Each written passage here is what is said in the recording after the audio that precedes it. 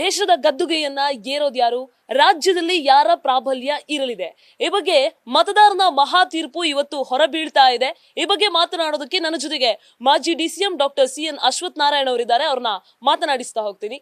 Sir, ಮೊದಲನೇದಾಗಿ ಬೆಂಗಳೂರು ಗ್ರಾಮಾಂತರ highest ಲೀಡಲ್ ಇದೆ. ಒಂದು ಇನಿಷಿಯಲ್ ಟ್ರೆಂಡ್ ಅನ್ನ ಸೆಟ್ ಮಾಡಿದ್ದಾರೆ ಡಾಕ್ಟರ್ CN ಮಂಜುನಾಥ್ ಅವರು. ಏನ್ ಹೇಳ್ತೀರಾ? ಬಹಳ ಅದು ಸ್ಪಷ್ಟವಾಗಿ ಎದ್ದು ಕಾಣ್ತಿತ್ತು.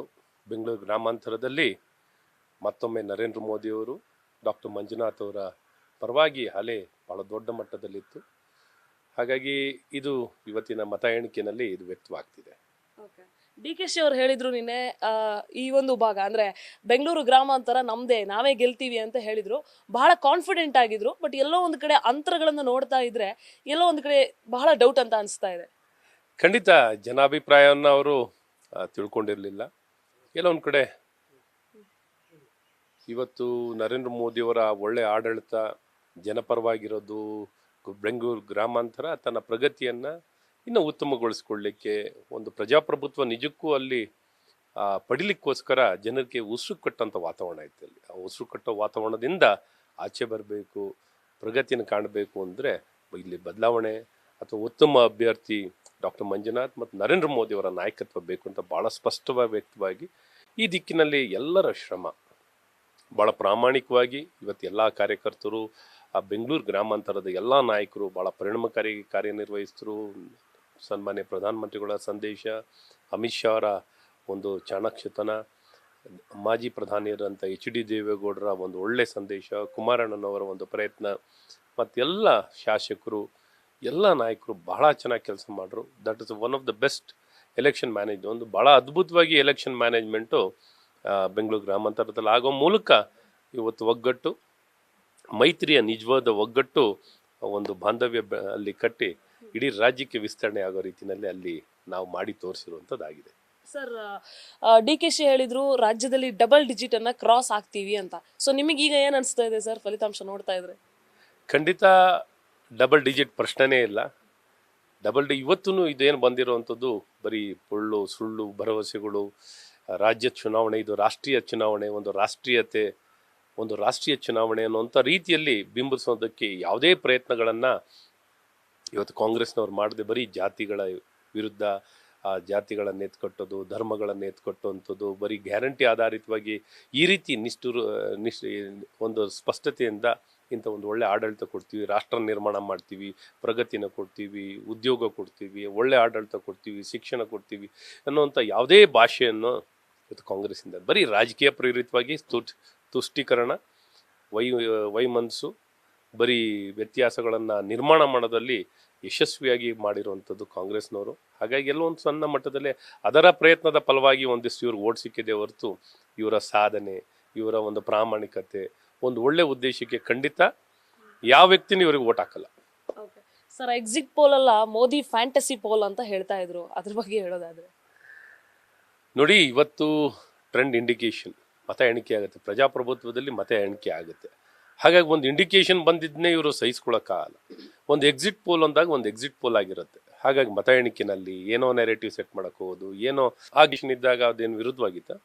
ಸೊ ಈ ರೀತಿ ಬರೀ ಸಣ್ಣತನ ಒಂದು ರಾಜಕೀಯ ಪಕ್ಷ ಒಂದು ಹಿರಿತನ ಅನುಭವ ಇರುವಂಥ ರೀತಿಯಲ್ಲಿ ಈ ಪ್ರತಿಪಕ್ಷದ ಒಬ್ಬ ನಾಯಕನು ನಡ್ಕೊಳ್ಳುವಂಥ ಪ್ರಯತ್ನ ಒಬ್ಬ ನಾಯಕನಿಂದಲೂ ನಾವು ಎದುರು ನೋಡ್ತಾ ಇಲ್ಲ. ಸರ್, ದೇಶದಲ್ಲಿ ರಾಹುಲ್ ಗಾಂಧಿ ಅವರ ಫಟಾಫಟ್ ಸ್ಕೀಮ್ ಈಗ ವರ್ಕೌಟ್ ಆಗುತ್ತೆ ಅಂತ ಅನ್ಸುತ್ತಾ ಸರ್? ಫಟಾಫಟ್ ಟಕಾಟಕ್ ಅವ್ರದ್ದು ಬರೀ ಟಕಾಟಕ್ ಭ್ರಷ್ಟಾಚಾರದಲ್ಲಿ, ಟಕಾಟಕ್ ಬರೀ ಭ್ರಷ್ಟಾಚಾರ ಹೆಂಗೆ ಮಾಡ್ಬೋದು, ಖಜಾನೆನ ಲೂಟ್ ಮಾಡೋದು ಹೆಂಗೆ. ಈ ಕಾಂಗ್ರೆಸ್ ಸರ್ಕಾರ ಕರ್ನಾಟಕದಲ್ಲಿ ಲೂಟ್ ಮಾಡೋದಿಲ್ಲ, ಟಕಾಟಕ್ ಅಂತ ಲೂಟ್ ಮಾಡ್ತಾರೆ.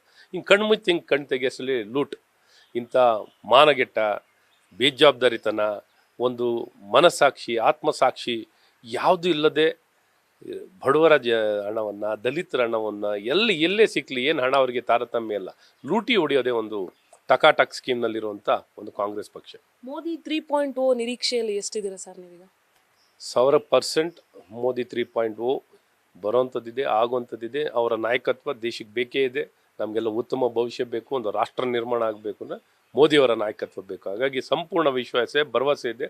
ಒಂದು ದೊಡ್ಡ ಅಂತರದಲ್ಲೇ ನಾವು ಈ ಚುನಾವಣೆಯನ್ನು ಗೆಲ್ತೀವಿ. ಒಂದು ದೊಡ್ಡ ಸಂಖ್ಯೆ ಪ್ರಿಡಿಕ್ಷನ್ ಏನಿದೆಯೋ ಖಂಡಿತ ಆ ಪ್ರಿಡಿಕ್ಷನ್ನು ನಿಜ ಆಗುವಂಥದ್ದು ನಮಗೆ ಸಂಪೂರ್ಣ ವಿಶ್ವಾಸ ಇದೆ. ಸರ್, ಕೊನೆಯದಾಗಿ ಬೆಂಗಳೂರು ಗ್ರಾಮಾಂತರ ಗೆದ್ರೆ ಅಶ್ವಥ್ ನಾರಾಯಣ ಅವರು ಕೂಡ ಗೆದ್ದಂಗೆ ಅಂತ ಜನ ಹೇಳ್ಕೊಳ್ತಾ ಇದ್ದಾರೆ ಸರ್, ಅದ್ರ ಬಗ್ಗೆ ಮಾತಾಡೋದಾದ್ರೆ?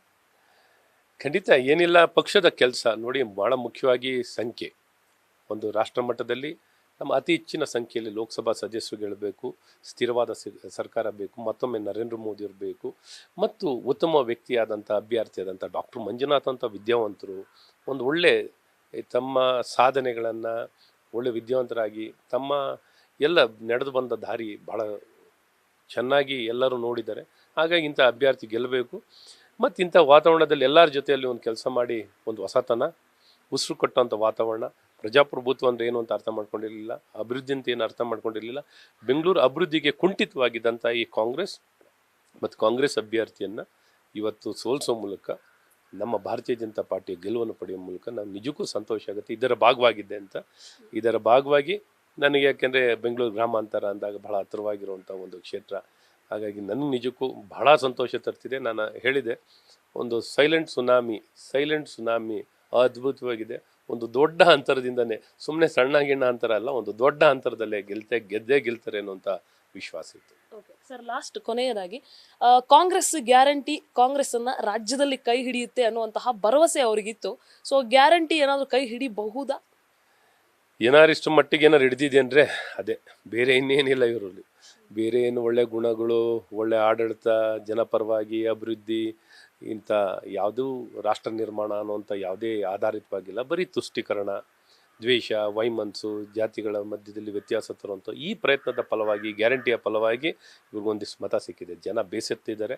ಇನ್ನು ಬರುವಂಥ ದಿನದಲ್ಲಿ ಇನ್ನೂ ಬೇಸತ್ತಿ ಇವನ್ನ ಸಂಪೂರ್ಣವಾಗಿ ತಿರಸ್ಕಾರ ಮಾಡ್ತಾರೆ. ಹಾಗಾಗಿ ಎಷ್ಟೋ ಸಿಕ್ಕಿರೋದು ಇದರ ಆಧಾರಿತವಾಗಿಯೇ ಅವ್ರಿಗೆ. ಇದಿಷ್ಟು ಮಾಜಿ DCM doctor CN Ashwath Narayan ಅವರು ನ್ಯೂಸ್ ಫಸ್ಟ್ ಜೊತೆಗೆ ಇವತ್ತಿನ ಮಹಾ ತೀರ್ಪಿನ ಬಗ್ಗೆ ಹಂಚಿಕೊಂಡಿರುವಂತಹ exclusive information. Cameraman Byresh Tiptur ಜೊತೆ Pragathi Shetty, news first Bengaluru. News first ನಿರ್ಭೀತಿಯಿಂದ ನಿಮ್ಮ ಪರವಾಗಿ.